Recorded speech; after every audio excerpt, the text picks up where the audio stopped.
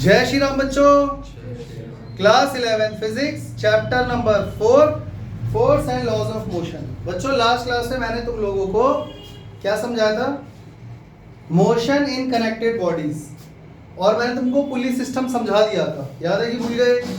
आज हम लोग न्यूमेरिकल्स करने वाले हैं। तो न्यूमेरिकल्स हम करने वाले हैं बच्चों लैमीज थ्योरम के ऊपर, लैमीज थ्योरम। पर बच्चों इसमें तुम्हें और भी कई चीजें सीखने को मिलेगी, तो ध्यान से बोर्ड पर देखते रहना। बच्चों लैमीज थ्योरम याद है कि भूल गए? अरे याद करो, मैंने तुम लोगों को बताया था जैसे मान लो कोई ऑब्जेक्ट है, उसके ऊपर 3 डायरेक्शन से फोर्स लग रहा है। जैसे मान लो एक फोर्स लग रहा है इधर, एक फोर्स लग रहा है इधर, और एक फोर्स लग रहा है इस डायरेक्शन में। This is F1, this is F2 और दिस इज F3। कोई दिक्कत? बच्चों हम जानते हैं कि कंप्लीट एंगल कितना डिग्री का होता है? 360 का होता है, मालूम है ना? मान लेते हैं बच्चों ये एंगल अल्फा है, ये एंगल बीटा है और ये एंगल गामा है। समझ गए? तो फोर्स की वैल्यू फाइंड करने के लिए यानी F1, F2, F3 निकालने के लिए क्या करोगे? तो लैमीज थ्योरम के अकॉर्डिंग आपको करना ये है, F1 upon sine alpha, F2 upon sine beta और F3 अपॉन साइन गामा। समझ में आ गया? जैसे अगर आप फोर्स F1 लिख रहे हो तो उसके अपॉन में साइन का कौन सा एंगल आएगा? उस फोर्स के ऑपोजिट डायरेक्शन में जो एंगल है। तो आप चेक करो, ये एंगल तो इसके साथ एडजेसेंट हो गया, बीटा भी इसके साथ है, ऑपोजिट में कौन है? अल्फा। तो F1 के अपॉन में कौन आएगा? Sine alpha. F2 के अपॉन में कौन आएगा बच्चों? उसका ऑपोजिट एंगल यानी बीटा, साइन बीटा। और F3 के अपॉन में साइन गामा। यहां तक कोई दिक्कत? अगर आपको ये पता है तो आप लैमीज थ्योरम से रिलेटेड क्वेश्चन आराम से कर लोगे। चलें आगे। कोई मुझे बताएगा अल्फा, बीटा और गामा का सम कितना होने वाला है यहाँ पे? क्योंकि कंप्लीट एंगल बन रहा है। क्लियर हो गया? इसके अलावा और एक बात बच्चों, तुम लोगों को एंगल वगैरह फाइंड करने आते हैं? Sign pi minus theta, pi plus theta, 2 pi plus theta. याद करो फिजिक्स में जब हमने चैप्टर 0 मैथमेटिकल टूल्स पढ़ा था, तब उस टाइम पे मैंने ये चीजें क्लियर करवा दी थी कि एंगल्स वगैरह कैसे फाइंड करते हैं। ठीक है? इसकी नॉलेज भी होना जरूरी है, वरना आपको दिक्कत आएगी क्वेश्चंस करने में। करें शुरू? बच्चों चलते हैं पहले क्वेश्चन की तरफ। क्वेश्चन बोलिए। A mass of 6 kg is suspended. A mass of 6 kg is suspended। बच्चों क्वेश्चन को ध्यान से सुनते रहना, क्योंकि जब तक क्वेश्चन समझ में नहीं आएगा डायग्राम नहीं बनने वाला। Suspended By a rope by a rope of 2 meters from a ceiling. 2 meter from a ceiling। A force of 50 N. इसका फुल स्टॉप है क्या? हाँ, a force of 50 Newton 50 Newton in the horizontal direction in the horizontal direction is applied at the midpoint.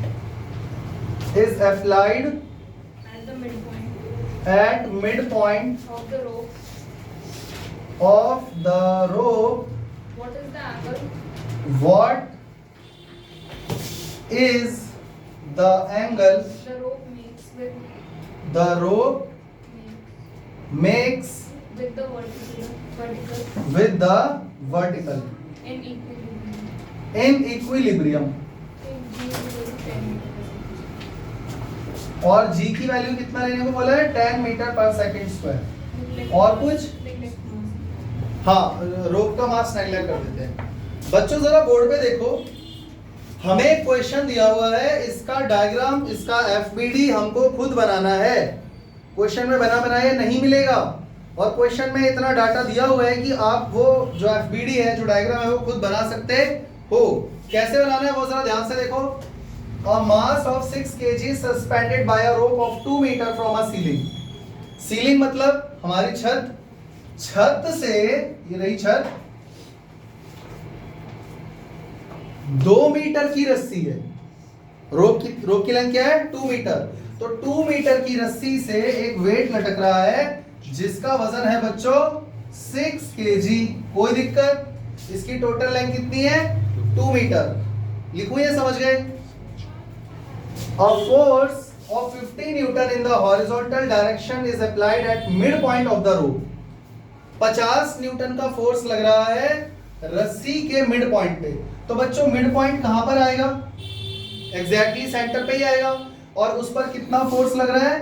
50 Newton का। अब आप दिमाग लगाओ, अगर मैं इस रस्सी को यहां से पकड़कर, बीच से पकड़कर ऐसे खींच लूं तो ये फिगर ऐसा रहेगा? ये फिगर ऐसा तो नहीं रहेगा, बल्कि कैसा हो जाएगा? चेक करो, ये फिगर कुछ ऐसा नहीं हो जाएगा। देखो पहले सेंटेंस के हिसाब से वो डायग्राम ठीक था। अब उसने बोला 50 न्यूटन का फोर्स लग रहा है, तो 1 मीटर की जो रस्सी है यहां से यहां तक वो टेढ़ी रहेगी, लेकिन मैंने फोर्स तो मिडवे में लगाया है। उससे नीचे की जो 1 मीटर की रस्सी है वो तो एज इट इज सीधी लटकी रहेगी। तो समझ पाए? 2 मीटर की रस्सी है, आपने बीच में से पकड़ के ऐसे खींच लिया, तो ये पार्ट तो टेढ़ा रहेगा, लेकिन आपने बीच में से खींचा, नीचे का हिस्सा तो ऐसे ही लटका रहेगा ना। बात समझ में आई या नहीं आई? अब इसने क्या बोला? What is the angle of the rope makes with the vertical in equilibrium? ये रस्सी कितना एंगल बना रही है इसके साथ? क्या यही पूछा हुआ है? नहीं, उसने ये नहीं बोला कि एंगल कितना बन रहा है सीलिंग के साथ। उसने ये बोला है एंगल कितना बन रहा है वर्टिकल के साथ। वर्टिकल कहां है बच्चों? ये रहा वर्टिकल है, ये डॉटेड लाइन जो मैंने बनाई है ना, ये है वर्टिकल। समझ में आ गया?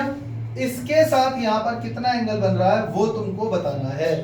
यहां तक की बात सबको समझ में आ गई है? नहीं आ गई? अब बच्चों चेक करो, इस रस्सी में क्या होगी? Tension T। सही है? ये कोई रस्सी नहीं है, ये तो फोर्स है 50 न्यूटन का जो हॉरिजॉन्टल डायरेक्शन में लग रहा है। इस रस्सी में कुछ टेंशन होगी T। अगर ये सिस्टम इक्विलिब्रियम में है तो जरा चेक करो, 6 kg वेट के ऊपर नीचे एक फोर्स लग रहा होगा mg, जो कि इसका वेट है। सही है? g की वैल्यू आपको क्या लेनी है? 10। क्लियर हो गया? अगर मैं यहाँ पे लैमीज थ्योरम लगाता हूं तो बच्चों दिमाग लगाओ, अगर यहाँ थीटा बन रहा है तो चेक करो यहाँ पर एंगल कितना बनेगा। अगर मैं इमेजिनरी डॉटेड लाइन बना दूं तो यहाँ थीटा बनेगा। सोच के देखो, जल्दी बोलो। अरे भैया, दो पैरेलल लाइन के बीच में अगर ऐसे लाइन बनाते हैं, ये एंगल क्या होता है? Alternate interior. तो आप चेक करो, ये दोनों पैरेलल लाइन है, ये ट्रांसवर्सल है, तो आप इसको ऐसा करके देखो तो जितना एंगल यहाँ पे उतना यहाँ थीटा बनेगा। क्लियर हो गया? तो बच्चों ये पूरा एंगल कितना हो गया? ये पूरा एंगल कितना हो गया? यहाँ जो वर्टिकल लाइन थी वो 90 हो गया, इधर थीटा है, तो ये हो गया 90 प्लस ये कितना हो गया? 90। और ये कितना हो गया? चेक करो, 360 में से अगर मैं इन दोनों एंगल का सम माइनस कर दूं, मेरी बात समझ में आ रही है? टोटल एंगल 360 होता है, ये आपको पता लग गया 90 है, ये 90 प्लस थीटा है, तो 360 में से आप माइनस कर दो थीटा प्लस 90 प्लस 90, कितना हो गया? ये 180 हो गया। 180 प्लस थीटा माइनस करोगे तो कितना बचेगा? 180 माइनस थीटा, यानी ये एंगल आपके पास आ गया 180 माइनस थीटा। कितने बच्चों को यहां तक की बात समझ में आ चुकी है? क्लियर हो गया? चले आगे। अब आप चेक करो बच्चों, इसको मान लेते हैं F1, इसको मान लेते हैं F2, और ये जो टेंशन है इसको मान लेते हैं F3। 3 फोर्स लग रहे हैं, 3 फोर्स लग रहे हैं ना। इस पॉइंट पे चेक करो ना, एक फोर्स नीचे लग रहा है टेंशन वाला, एक इधर लग रहा है 50 न्यूटन, और एक इसमें टेंशन है। तो F1 के अपॉन में कौन सा एंगल आएगा? F1 के अपॉन में ऑपोजिट एंगल, यानी कि साइन 180 माइनस थीटा। समझ में आ गया? समझ पा रहे हो? F2 के अपॉन में कौन सा एंगल आएगा बच्चों? F2 ये रहा, इसके अपॉन में आएगा इसका ऑपोजिट एंगल 90 प्लस थीटा, यानी साइन 90 प्लस थीटा। और तीसरा एंगल है F3, F3 के अपॉन में यानी टेंशन, इसके अपॉन में कौन सा एंगल आएगा? 90, यहाँ पे आ जाएगा बच्चों साइन 90 डिग्री। क्लियर हुआ कि नहीं? यहाँ तक? अब आपको वैल्यू पुट करनी है बच्चों। F1 की वैल्यू कितनी है? 50 अपॉन साइन, अब आप दिमाग लगाओ और बताओ साइन 180 माइनस थीटा कितना होता है? साइन 180 माइनस थीटा कितना होता है? साइन थीटा ही रहता है। F2 कितना है बच्चों? F2 ये रहा, विच इज mg। m है 6 और g है 10, तो 6 10 60, अपॉन साइन 90 प्लस थीटा कितना होता है कॉस थीटा, कितना हो जाएगा कॉस थीटा। और यहां पर आ गया F3 की वैल्यू हमको नहीं पता, ये टेंशन T है ना, F3 ही लिख दो, अपॉन में आ जाएगा साइन 90 कितना होता है 1। समझ में आ गया।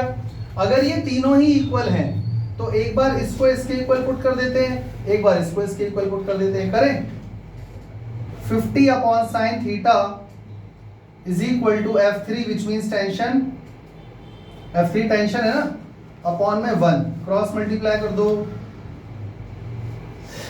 कितना आ गया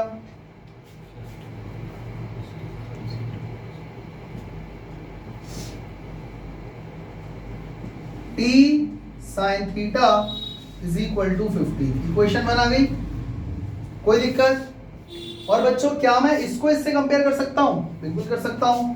तो 60 upon cos theta is equal to F3 कितना है टेंशन है, T अपॉन 1, क्रॉस मल्टीप्लाई कर दो, तो T cos theta is equal to 60। Second equation आ गई। अब अगर मैं फर्स्ट इक्वेशन को सेकंड से डिवाइड कर दूं, जरा चेक करो, डिवाइड फर्स्ट बाय सेकंड, क्या हो जाएगा T sine theta upon T cos theta is equal to 50 by 60। 50 by 60 लिखूं या 5 बाय 6 में कोई दिक्कत तो नहीं है। अब बच्चों चेक करो, T से T कट गया, क्या बचा हमारे पास tan theta is equal to 5 by 6, यानी theta is equal to tan inverse 5 by 6। आपको यहीं पे छोड़ देना है, इसके आगे आप एग्जाम में कुछ नहीं करोगे। समझ में आ गया। tan थीटा की वैल्यू कितनी आ गई, तो थीटा इज इक्वल टू क्या हो जाएगा tan इनवर्स 5 बाय 6। क्लियर हो गया। जो एंगल उसने हमसे मांगा था वो ये आ गया हमारे पास, क्योंकि कैलकुलेटर तो यूज करने नहीं देंगे, तो आपको सिर्फ यहीं तक आंसर छोड़ देना है। क्या उसने हमसे यही पूछा था, उसने पूछा था what is the angle the rope made with the vertical in equilibrium. तो वर्टिकल के साथ रोप कितना एंगल बना रही है, उसी को मैंने थीटा मान लिया था, तो थीटा की तो वैल्यू आ गई है। चेक करो आंसर, समझ में आ गया सबको। लेकिन बच्चों इस क्वेश्चन को करने का एक तरीका और है, एक तरीका और है। सीखना चाहते हो, सीखना चाहते हो, ये इसी पे डिपेंड रहना है, सीख लो भाई, काम आएगा। चलो भाई इसको इरेज कर दो। पहले तो आपको ये करना है लैमीज थ्योरम के अकॉर्डिंग टू लैमीज थ्योरम डाल के आपको ऐसे ये कर लेंगे, ठीक है। अब मैं तुम्हें एक तरीका और बता देता हूं।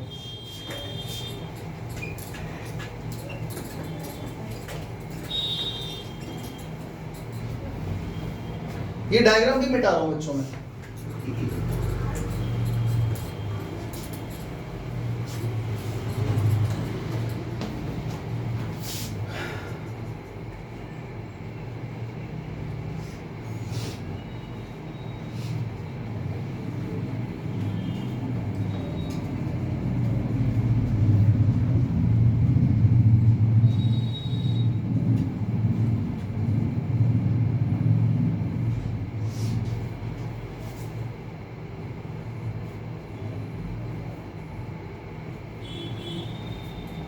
बच्चों चेक करो, जो क्वेश्चन में दिया हुआ है डायग्राम उसी के हिसाब से बनाया मैंने। मान लो किसी बच्चे को लैमीज थ्योरम नहीं आती, वैसे तुम लोगों को मैंने सिखा दिया है, उसके हिसाब से कर लेना। पर कोई अलग टाइप का क्वेश्चन आ गया, वहां पर ये कॉन्सेप्ट यूज हो जाए, या बिना लैमीज थ्योरम के करना हो, तो कैसे करोगे, ध्यान से सुनो।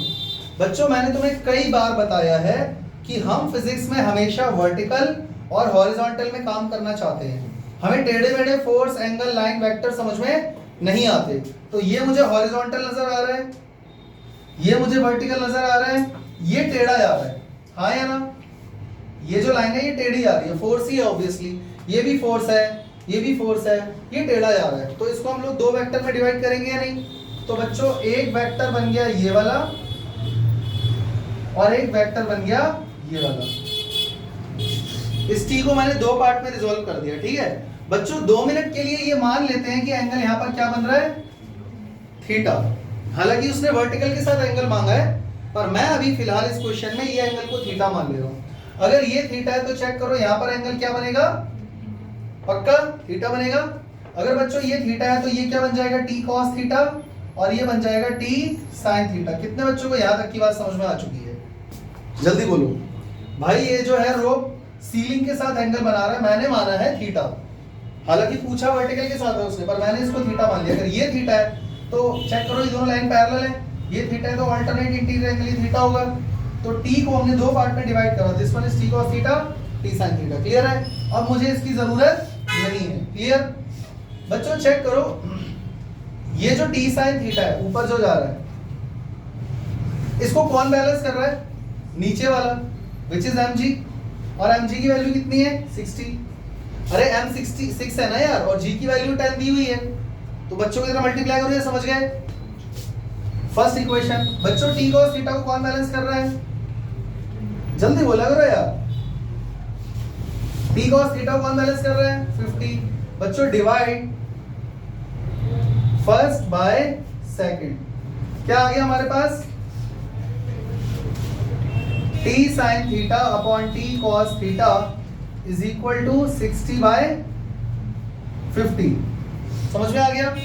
तो यहाँ पर हमारे पास आ गया है t से t कट के tan theta is equal to 6 by 5। तो थीटा की वैल्यू कितनी आ गई? tan inverse 6 by 5। पर क्या ये आंसर सही है? चेक करो एक बारी। नहीं है। ऐसा क्यों हुआ बच्चों? क्यों हुआ ऐसा? क्योंकि चेक करो, थीटा उसने हमसे ये वाला पूछा है, ये वाला पूछा था, ना कि ये वाला। और अगर बच्चों मान लो इसको अगर हम थीटा लेते तो यहाँ पे थीटा कौन बनता? ये वाला, ये नहीं बनता। फिर उस केस में ये हो जाता कॉस, ये हो जाता साइन। तो साइन थीटा के इक्वल टू में क्या आता? 50, और कॉस के इक्वल टू में क्या आता? 60। तो यहाँ पर क्या आता? 5 बाय 6। तो यहाँ पर क्या आता?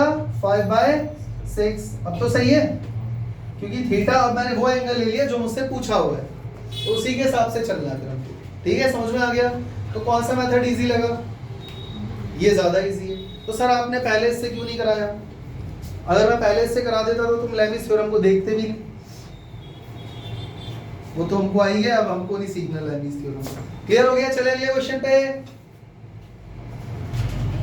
बच्चों यहाँ पर हमें एक और क्वेश्चन दिया हुआ है, फिगर चेक करो, पहले फिगर चेक करो। एक मासिव ऑब्जेक्ट है, 4 kg WT दिया हुआ है, इसका मास समझ में दिया हुआ है, फोर्स दिया हुआ है, मास नहीं है फोर्स है। 4 kg WT, 4 किलोग्राम वेट। याद है किलोग्राम वेट को न्यूटन में कैसे कन्वर्ट करते हैं? 9.8 से मल्टीप्लाई करके। और यहाँ पर ये जिस रस्सी से जुड़ा हुआ है वो रस्सी सीलिंग से जुड़ी हुई है, पर इधर खींच के इसको टाई कर दिया, यहाँ पे फिक्स कर दिया। डायग्राम समझ में आ रहा है? इक्विलिब्रियम में सब कुछ। बच्चों यहाँ पर एंगल है 60 डिग्री, इसमें रोप में टेंशन है T1, इसमें T2। आपको क्या फाइंड करना है इस बार? T1 and T2 both. बताओ बच्चों कौन सा वाला कॉन्सेप्ट लगाओ, लेविस थ्योरम या अपना वाला मेथड? दोनों से करते हैं, जल्दी से कर दो। सॉल्यूशन मेथड 1, मेथड 1 है बच्चों लेमिस थ्योरम। लेमिस थ्योरम बच्चों चेक करो, यहां पर एंगल कितना बन रहा है? नहीं समझे ना? बताता हूं। अगर मैं इसको डॉटेड लाइन से जोड़ दूं बच्चों, अगर ये 60 है तो ये कितना होगा? ऑल्टरनेट इंटीरियर एंगल 60, और ये कितना होगा? 90। 90 प्लस 60 ये कितना हो गया? ये कितना हो गया? 90 प्लस 60 150 नहीं होते? समझ गए बच्चों? यहां पर कितना एंगल बन रहा है? 90। आपको दो एंगल पता लग गए, तीसरा जल्दी से बता दो मेरे को। 360 में से इन दोनों को माइनस करो, 120। कितना? 120। तो ये एंगल आ गया बच्चों 120। ये बात समझ में आ गई? तो लेमिस थ्योरम कहती है F1 upon sine alpha, F2 upon sine beta, F3 upon sine gamma. F1 की जगह T1 ले लेते हैं बच्चों। T1 के अपॉन में क्या आ जाएगा? साइन 90। चेक करो, T1 का ऑपोजिट एंगल है 90 डिग्री, सही है बच्चों। T2 के अपॉन में कौन आ जाएगा? 150 डिग्री। तो यहां पर आ जाएगा साइन, और T3 हमको नहीं दिया हुआ, मतलब T3 आप खुद दिमाग लगा लो, इसका फोर्स कितना हो जाएगा? 4 × 9.8 न्यूटन में चाहिए ना हमको, तो आप इसको 10 लोगे 9.8। जब तक क्वेश्चन में बोला ना जाए तब तक आप इसको 9.8 ही लोगे। तो ये कितना हो गया बच्चों? चेक करो, 39.2 हो गया कि नहीं? चेक करो। हाँ हो गया, अपॉन में साइन 120 डिग्री, साइन 120 डिग्री। इतनी बात समझ में आ गई या नहीं? अब बच्चों मुझे जल्दी बताओ साइन 90 कितना होता है? साइन 150 कैसे निकालोगे? आप क्या करोगे, साइन 150 का मतलब हो गया sine 180 minus 30। Sine pi minus theta कितना होता है? साइन थीटा ही रहता है, यानी साइन 30 ही रहेगा, और साइन 30 होता है 1/2, विच मीन्स 0.5। कोई दिक्कत? ये हो गया 39.2। बच्चों साइन 120 का मतलब क्या है? साइन 180 माइनस 60, चेक कर लो। साइन पाई माइनस थीटा कितना होता है? साइन थीटा ही होता है, यानी यहां पर आ जाएगा √3/2। कोई दिक्कत? बच्चों तीनों ही इक्वल है, मतलब ये भी इसके इक्वल है, ये भी इसके इक्वल है। तो बताओ T1 की वैल्यू कितनी हो गई? T1/1 is equal to 39.2 upon √3/2। √3/2 वो घूम के ऊपर चला गया। कोई दिक्कत? बच्चों T1 की वैल्यू क्या आ गई, चेक करो, आपके सामने है। बट डिनोमिनेटर में कभी भी रूट वाला नंबर नहीं रखते, तो आप इसको रैशनलाइज कर दो। कर लोगे?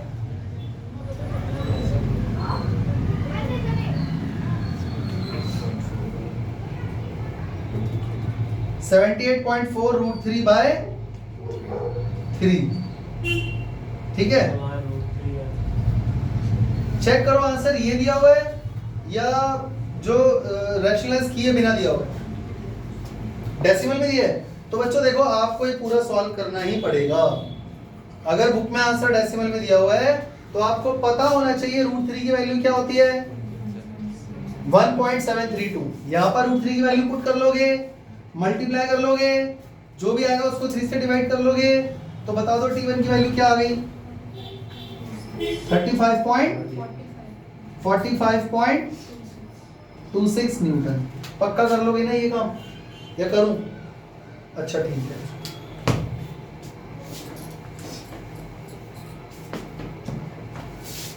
बच्चों जरा चेक करो, इस वाले पार्ट को भी तो हमें इससे कंपेयर करना है, तो चेक करो ये T2/0.5 इज इक्वल टू में कितना आ गया, 39.2 अपॉन √3/2। 2 घूम के चला गया ऊपर, तो 0.5 इधर जाके मल्टीप्लाई हो जाएगा।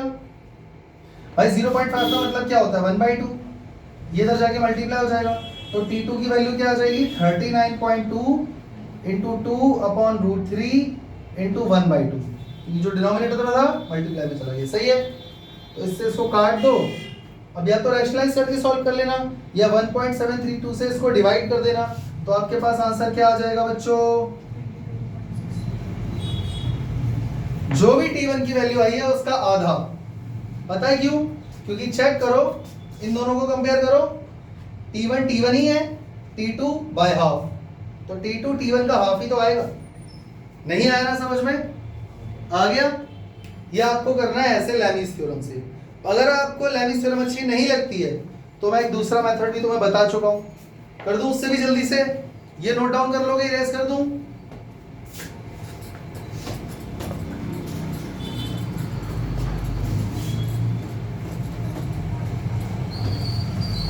Method number 2। बच्चों ये सारे एंगल हटा दो यहां से।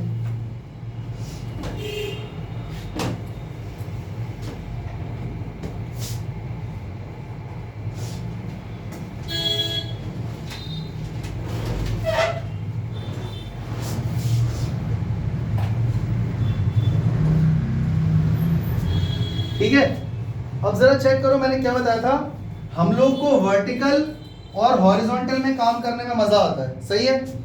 ये वर्टिकल है, ये हॉरिजॉन्टल है, ये टेढ़ा मेढ़ा जा रहा है, इसको दो कंपोनेंट में डिवाइड करोगे, ऐसे और ऐसे, सही है गलत? बच्चों अगर यहाँ 60 डिग्री है तो यहाँ पर क्या बनेगा, तो ये वाला कंपोनेंट क्या हो जाएगा, T1 cos 60, और ये क्या हो जाएगा, T1 sin 60। इसका काम तमाम, कोई दिक्कत? बच्चों अब चेक करो T1 sin 60 को कौन बैलेंस कर रहा है, T1 sin 60 को कौन बैलेंस कर रहा है, 4 into 9.8 यानी 39.2, हाँ या ना? तो तो sin 60 की वैल्यू क्या होती है बच्चों? √3/2 39.2। T1 इज इक्वल टू बच्चों 2 मल्टीप्लाई में जाएगा, √3 नीचे आ जाएगा। चेक करो, हमारा आंसर भी यही आया था। और यहां से सॉल्व कर लेना, आपकी वैल्यू कितनी आ जाएगी? 45.26। करके देख लेना, यही आएगा, कोई दिक्कत। और बच्चों चेक करो T2 को कौन बैलेंस कर रहा है? T2 को कौन बैलेंस कर रहा है? T1 cos 60। तो T2 is equal to T1 की वैल्यू तो आ चुकी 45.26। cos 60 कितना होता है? sin 30 के इक्वल, यानी हाफ। तो चेक कर लो, T2 T1 का हाफ होने जा रहा है। यही बात मैंने तुम्हें बोली थी। क्या आ रहा था इसका आंसर बच्चों? चेक कर लो। नहीं आया समझ में? नहीं आया ना? आ गया? चले आगे, चले आगे अगले क्वेश्चन की तरफ। क्वेश्चन नंबर 3 बोलिए। A train is moving along A train is moving along a horizontal track which a horizontal track है? a pendulum full stop. A pendulum suspended from the roof suspended from the roof makes an angle of 4 degrees makes an angle of 4 degree with the vertical. with the vertical. Obtain the acceleration of the train. Find acceleration of train Take g is equal to 10. और क्या बोला है? Take G is equal to 10. 10 metre पर second square. ठीक है,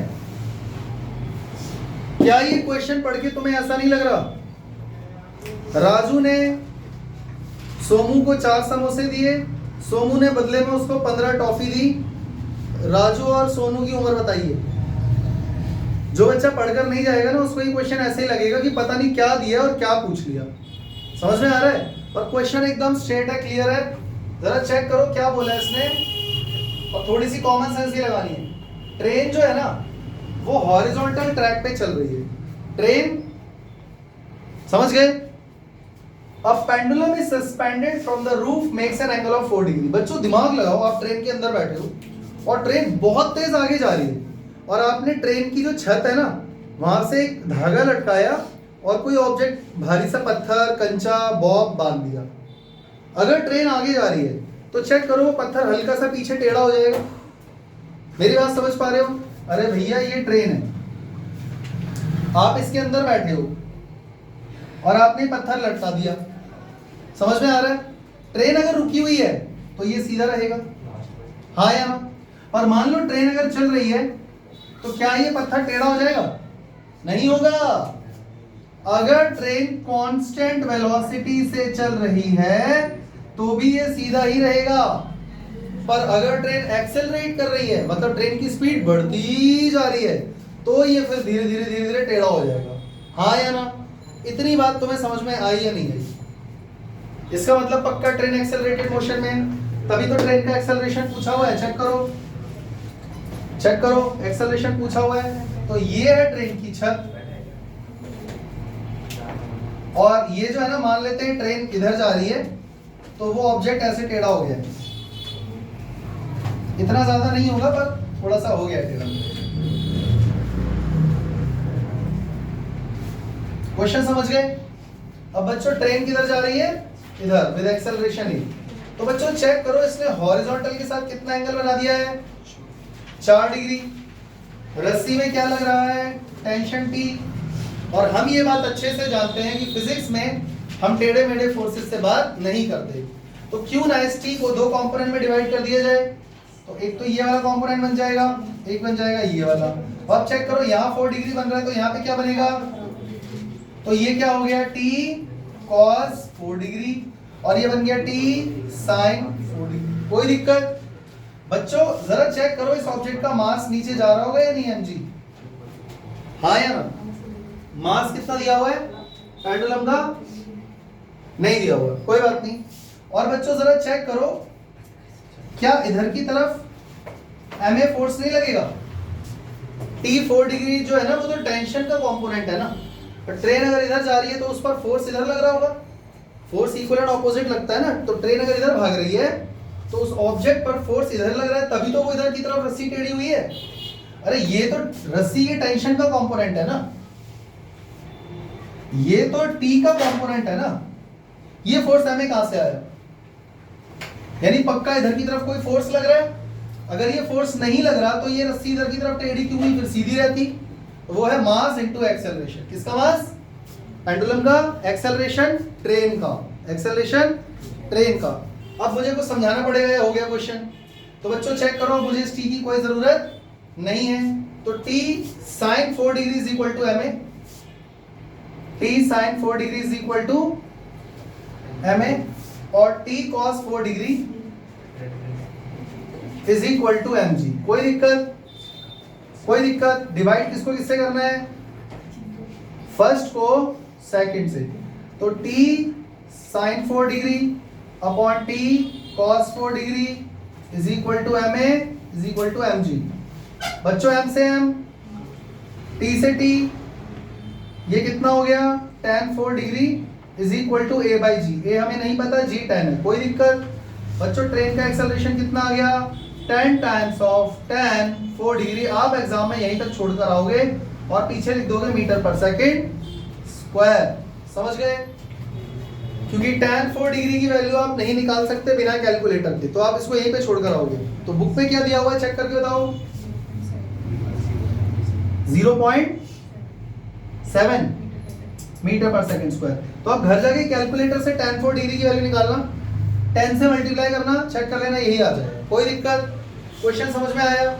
यानी question पढ़ के ये फिगर बनाना आना आपको चाहिए, उसके बिना काम नहीं चलेगा। कोई दिक्कत, चले आगे चलते हैं अपने अगले क्वेश्चन की तरफ। बोलिए, A ball of mass 1 kg. A ball of mass, 1 kg. A ball of mass 1 kg. 1 kg Hangs in equilibrium. hangs in Equilibrium. equilibrium From 2 strings. from 2 strings OA and OB. OA and OB Shown in figure. shown in figure। ठीक है, What are the tensions what are the tensions in strings OA and OB? in strings OA and OB? Take G equal to 10. G की value 10 लेने को बोला हुआ है ना, और इसका फिगर भी हमको क्वेश्चन में दिया हुआ है। फिगर कुछ इस तरीके का है, ऐसे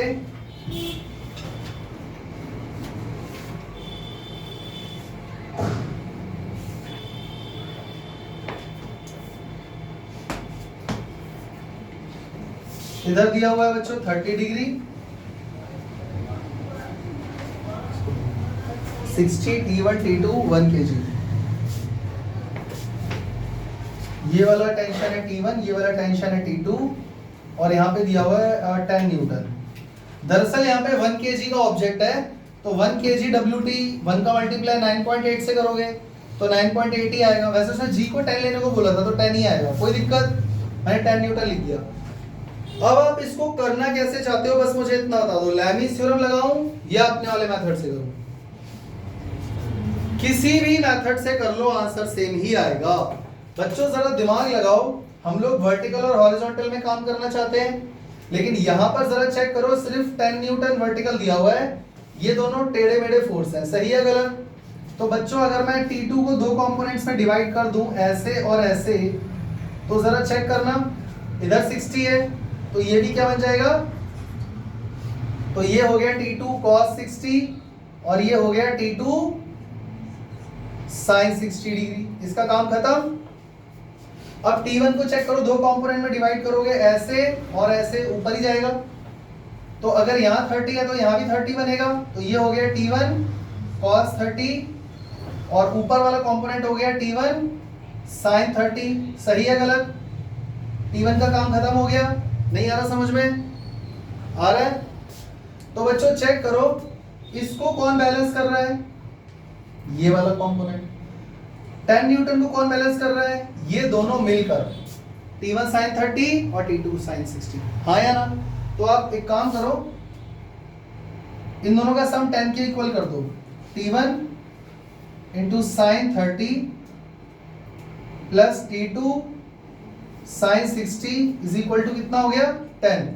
बच्चों जल्दी बोलो, sin 30 की वैल्यू तो T1/2, क्योंकि 1/2 हो जाएगा। sin 60 √3/2 is equal to 10। बच्चों दोनों का एलसीएम कितना हो गया? इन दोनों का एलसीएम नीचे 2 आ जाएगा, 2 10 से मल्टीप्लाई कर दो 20 हो जाएगा। फर्स्ट इक्वेशन आ गई। और बच्चों चेक करो इसको कौन बैलेंस कर रहा है? T1 cos थीटा को, T1 cos 30 की वैल्यू कितनी हो गई? √3/2। T2 cos 60 यानी T2 1/2, तो यहाँ 2 आ जाएगा, इक्वल टू कुछ भी नहीं है, बल्कि यही दोनों इक्वल है यार। ये क्या कर दिया, समझ में आ गया? अरे भैया ये दोनों तो इक्वल है ना, सही नहीं है? सही तो है बच्चों। 2 से 2, T2 की वैल्यू क्या आ गई? T1 √3, यानी जहां भी मुझे T2 दिखेगा मैं वहां क्या पुट कर दूंगा?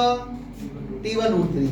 Put value of T2, put value of T2 in equation number first में पुट कर दो, तो T1 तो T1 ही रहेगा, T1 तो T1 ही रहेगा। T2 की जगह क्या पुट करने वाले हैं हम लोग? T1 √3।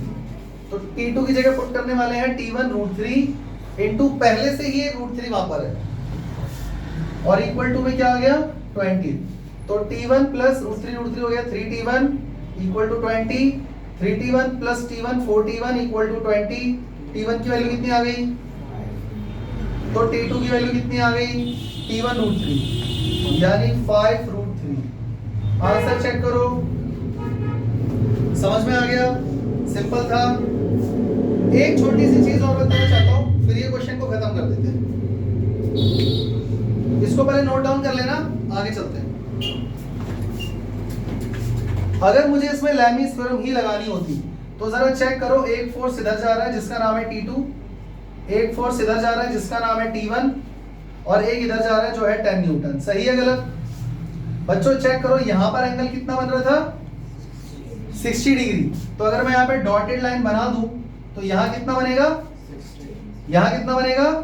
90। तो 90 प्लस 60 ये पूरा एंगल कितना हो गया? कोई दिक्कत? बच्चों यहाँ एंगल कितना बन रहा था? 30 डिग्री।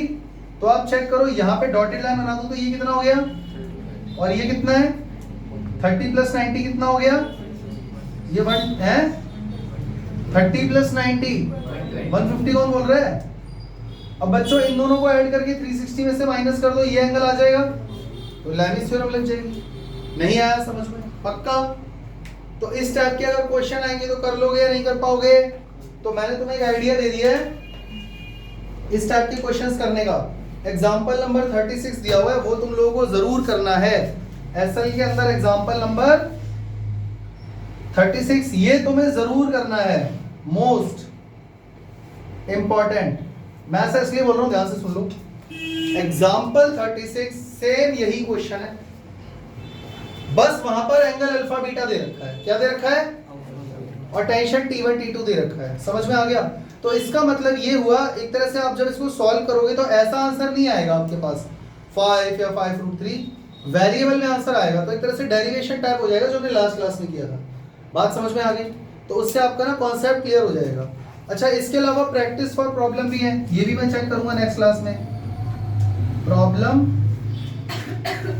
फॉर प्रैक्टिस, ये सेम बिल्कुल उसी कॉन्सेप्ट के ऊपर है जो आज मैंने कराया, उससे कुछ भी जरा सा भी टफ नहीं है। क्लियर हो गया? कर लोगे? ये मैं चेक करूंगा कल फिजिक्स की क्लास में। तो ठीक है बच्चों, मिलते हैं अगली क्लास में, तब तक के लिए जय हिंद, जय श्री राम। जय श्री राम।